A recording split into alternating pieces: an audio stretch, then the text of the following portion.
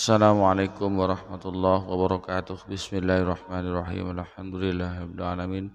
Nahmaduhu wa nasta'inuhu wa nastaghfiruh wa na'udzu billahi min syururi anfusina wa min sayyiati a'malina may yahdihillahu fala mudilla lahu wa may yudlilhu fala hadiyalah. Assalatu wassalamu ala Rasulillah wa ala alihi wa sahbihi wa man tabi'ahu wa mawala amma ba'du. Bersama TV yang dirahmati oleh Allah. Alhamdulillah di kesempatan kali ini kita jumpa lagi. Mudah-mudahan kita senantiasa mendapatkan lindungan dan rahmat dari Allah, juga mendapatkan taufik dan hidayahnya. Amin ya rabbal alamin. Saya ucapkan terima kasih yang sebesar-besarnya, yang sebanyak-banyaknya kepada para pemirsa Bapak Ibu yang telah mendukung channel kami, yang telah mensubscribe channel kami, dan bagi pemirsa yang baru menemukan channel kami bergabung, mudah-mudahan Anda mendapatkan tambahan ilmu yang dan barokah. Jangan lupa tekan tombol subscribe-nya, nyalakan tanda loncengnya, klik tanda jempolnya, kemudian tinggalkan komentar di bawah video ini.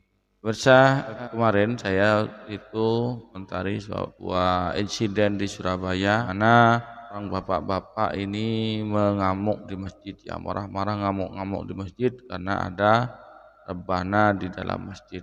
Banyak komentar ya. Saya ucapkan terima kasih Anda telah berkomentar di video kami. Baik atau buruk, komentar kalian itu sangat bermanfaat bagi video kami. Terima kasih ya. Ada dua hal yang saya tanggapi dalam kejadian itu ya. Dalam video yang sudah viral itu ada dua hal. Yang pertama yaitu tentang perkataan Bapak yang mengatakan mungkarot.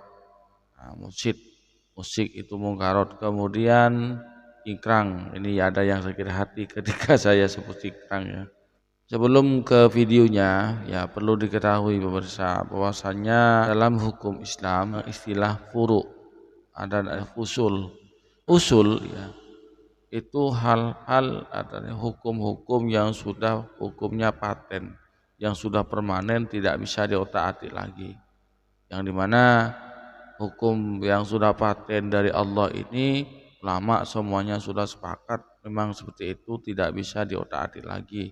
Contoh seperti sholat wajib, itu semuanya ulama dari empat mazhab itu sudah bersepakat memang sholat wajib. Kemudian zakat, wajibnya puasa, kemudian wajib berhaji, itu diantara hukum-hukum usul ya. Kemudian jumlah rakaatnya sholat, baik yang dalam Al-Quran atau dalam As-Sunnah yang sifatnya usul. Kemudian fardunya wudhu, itu ulama sudah sepakat bahwasanya sebelum sholat itu harus wajib berwudhu, itu hukum usul yang berkaitan dengan yang wajib. Kemudian hukum usul yang berkaitan dengan yang dilarang, berzina, mencuri, membunuh orang ya, menyakiti orang, menyembah selain Allah. Ini hukum yang sudah paten, sudah tidak dapat diotak-atik lagi. Kemudian ada hukum furu ya, ada hukum furu ini ya, di mana hukumnya ulama berbeda pendapat. Jadi dalam Al-Quran dan Sunnah itu tidak ada keterangan yang secara pasti hukum, perlu dikiaskan kepada hukum yang usul ya. Furu itu harus dikiaskan dengan hukum yang usul, dengan kaedah-kaedah yang benar ya, dengan kaedah-kaedah yang sudah disepakati oleh ulama. Contoh ya, hukum furu itu adalah ya musik ini, itu diantaranya adalah musik rebana. Sebelum saya lanjutkan pemirsa, biar kita itu lebih ingat lagi, kita tonton videonya dulu, kita simak videonya dulu. Yang kemarin itu banyak komentar. Yang saya komentari pertama ini ya, masalah cingkrang ya, cingkrangnya ini. Nah, ini ada yang kepanasan di sini ya. Saya dituduh menghina sunnah karena saya bilang mazhab cingkrang, pok cingkrang gitu ya. Dia mereka bawa Nabi. Tauhilah dalam Sahih Bukhari, Sahih Muslim, kemudian dari Imam Ibnu Majah, Abu Dawud, An-Nasai, At-Tirmidzi, itu tidak ada keterangan bahwasanya Nabi itu memakai celana cingkrang ya. Cuman di dalam sebuah riwayat Nabi itu dikatakan pernah beli celana. Cuman tidak ada riwayat yang mengatakan bahwasanya Nabi itu pakai celana. Tapi Nabi itu pakai jubah, pakai gamis ya.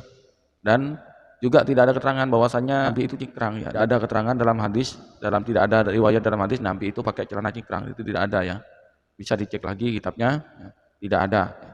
Ini kata mengatasnamakan sunnah. Berkaitan dengan cingkrang ini, mereka lawan kata cingkrang ini adalah isbal ya. Orang Salafi Wahabi ini mutlak apabila orang itu memakai baju isbal maka masuk neraka ya. Kalau seperti ini caranya, maka banyak orang yang masuk neraka ya. Banyak orang yang masuk neraka karena rata-rata selain mazhab cingkrang ini banyak yang isbal. Betulnya yang dimaksud isbal masuk neraka yang disebutkan dalam hadis itu yang disabdakan oleh baginda Rasulullah SAW itu bukan masalah isbalnya itu. Jadi hukum itu yaduru ma'a illatihi wujudan wa adaman. Jadi hukum itu berlaku bersesuaian dengan ilatnya. Ilat itu penyebab. Kenapa kok dikatakan masuk neraka? Kenapa isbalnya? Ternyata huyala ya alasannya itu karena huyala sombong ya. Jadi ilatnya itu huyala sombong. Ya, jadi kalau isbal itu bukan karena huyala satu atau karena tradisi memang di suatu daerah maka tidak ada unsur kesombongan maka dia tidak masuk neraka. Ya. Kemudian isbal dalam berkaitan dengan pekerjaan ya bukan karena sombong ya memang sudah tuntutan dari profesi atau pekerjaan tertentu dan dia itu bukan karena sombong memang tuntutan pekerjaannya harus menutupi mata kaki maka itu bukan masuk neraka ya. Nah, meskipun tidak isbal cingkrang kayak gini tapi sombongnya minta ampun ya sama masuk neraka itu masalah isbal.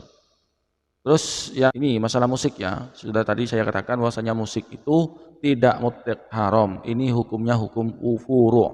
Ini masuk dalam hukum furu'iyah.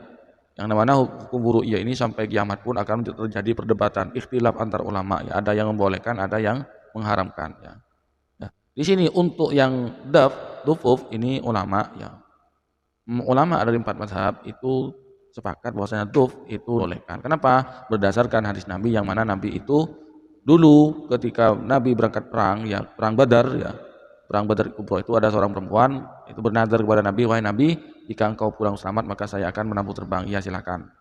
Ternyata setelah Nabi betul-betul pulang dari perang Badar dan memperoleh kemenangan maka si perempuan ini dan orang-orang di kota Madinah itu menabuh rembana ini yaitu tola'al badru alaina saniyatil wada. Nah itu yang dibaca dengan menabuh rebana ya. Kalaulah rebana ini diharamkan oleh baginda Rasulullah sallallahu alaihi wasallam, maka Nabi justru pada saat itu pula akan melarang ya. Pada saat itu pula Rasulullah akan melarang dengan penabuhan rebana ini.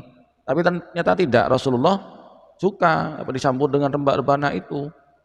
Satu, kemudian dua, Nabi malah menyuruh rebana di acara pernikahan seperti hadis yang telah saya sampaikan kemarin itu i'lanu bin nikah waj'alu bil masajid. Kemudian ramaikanlah nikah itu dan jadikanlah akad nikah itu di dalam masjid. Wadribuhu bid-dufuf. Kemudian tabuhlah terbang. Dalam acara pernikahan itu tabuhlah terbang ya. Rebana. Ya. Ini menunjukkan ya ulama memahami dari sini menunjukkan bahwasanya rebana alat musik yang namanya rebana dengan bass ini itu diperbolehkan di acara-acara tertentu yaitu di saat pernikahan. Kemudian ulama mengiaskan ya karena itu dari ujian sambutan orang-orang Madinah itu terhadap Nabi yang baru datang dari perang Badar bahwasanya memuji-muji Nabi itu diperbolehkan ya. Termasuk dalam Nabi ya. Itu malah suka dipuji-puji artinya tidak melarang. Musik ini ya terbagi menjadi dua, ada yang diharamkan, ada yang diperbolehkan. Diperbolehkan seperti ini. Musik rebana ini identik dengan baca sholawat ya. Kebanyakan sekarang yang sudah familiar di kalangan kita kalau ada sholawat pasti ada Hadroh Al-Banjari. Itu di mana-mana sudah. Karena ini ulama sudah meyakini bahwasanya hukumnya boleh. Kalau musik-musik yang lain yang ada gitarnya, ada organnya, ada pianonya, ada biolanya, ada kendangnya, ada yang di mana musik itu ketika dibunyikan musik-musik yang seperti itu maka identik dengan kemaksiatan seperti biduan, menari, nyanyi-nyanyi sambil meliuk-liukkan kemolekan tubuhnya, meliuk-liukkan bokongnya, kelihatan anunya. Tuh, baru itu yang musik-musik yang berbau seperti itu yang diharamkan. Jadi sama musik itu yaduru ma'a illatihi wujudan wa adaman dengan ilatnya. Apa ilatnya musiknya itu haram? Di mana letak keharamnya? Kenapa unsur keharamnya itu? Tidak mutlak pas menjadi haram seperti itu, apa yang seperti yang diyakini oleh Wahabi ya. Hukum di tangan Wahabi amburadul. Wahabi tidak bisa membedakan antara usul dan furu. Semuanya dianggap usul. Nah, inilah yang tertanam dalam doktrin Wahabi. Ya, ini kan kena doktrin bapak-bapak ini kan, korban dari doktrin-doktrin dari Wahabi, dari Ustadz Salafi. Bapak ini juga mengatakan mungkar ya. Saya tanya dalilnya marah-marah ya, marah-marah di masjid. Ada yang menjawab dari akun Ikhlas ya. Dalilnya man ro'a minkum mungkaron. Nah, kalau dalil seperti itu tidak masuk saudaraku. Kenapa? Ya betul ini hadis, tapi kan yang jelas-jelas mungkar yang tadi itu yang berbau maksiat. Sementara di sini rebana ini mukhtalaf fih, ulama berbeda pendapat, maka tidak bisa dikatakan mungkar. Kalau yang dikatakan mungkar itu apabila di dalam masjid ada orang perempuan yang buka-buka aurat, itu mungkarot. Ada laki-laki perempuan lain mahram berkumpul, itu mungkarot. Ada perempuan yang mesra-mesra di masjid dengan laki-laki, itu mungkarot. Kemudian berkelahi di masjid mungkarot. Bahkan ya justru yang marah-marah ini yang mungkarot. Jadi musik ini tidak bisa dikatakan mungkarot ya, rebana ini tidak bisa dikatakan mungkarot karena ulama beda pendapat. Terutama untuk yang rebana terbangan ini itu diperbolehkan, bukan mungkarot. Kalau menurut Wahabi mungkarot ini hal-hal yang salah. Ya, hanya segelintir orang yang mengatakan rebana itu mungkarot ya. Dan itu tidak bisa diterima, hukum yang seperti ini tidak bisa diterima ya. Karena hanya kelompok kecil yang tidak punya dasar yang kuat tentang dalilnya rebana. Jadi tidak ada dasarnya, malah yang marah-marah ini bisa dikatakan mungkarot karena Nabi tidak pernah mengajarkan marah-marah di masjid, tidak pernah mengajarkan marah-marah di masjid.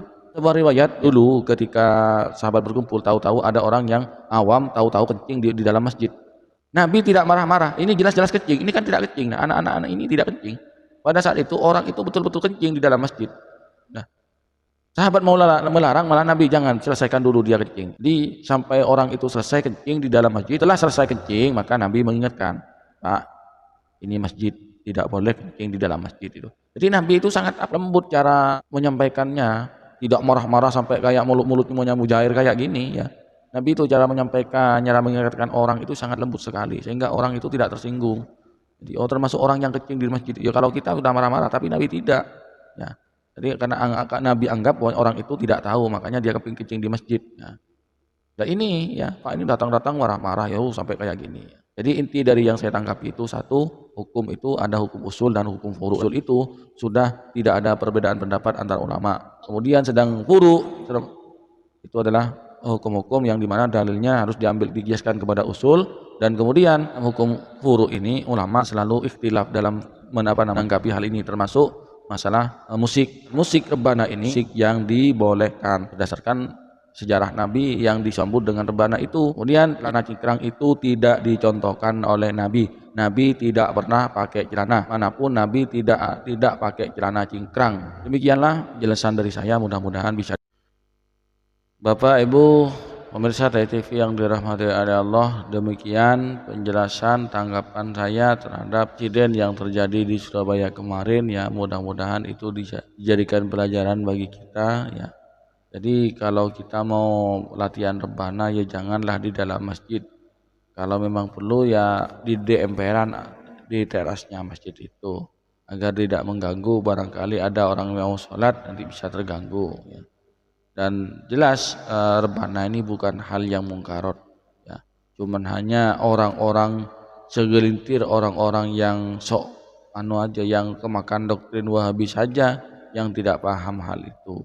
Demikian pemirsa, mudah-mudahan bermanfaat, kurang lebihnya mohon maaf. Assalamualaikum warahmatullahi wabarakatuh.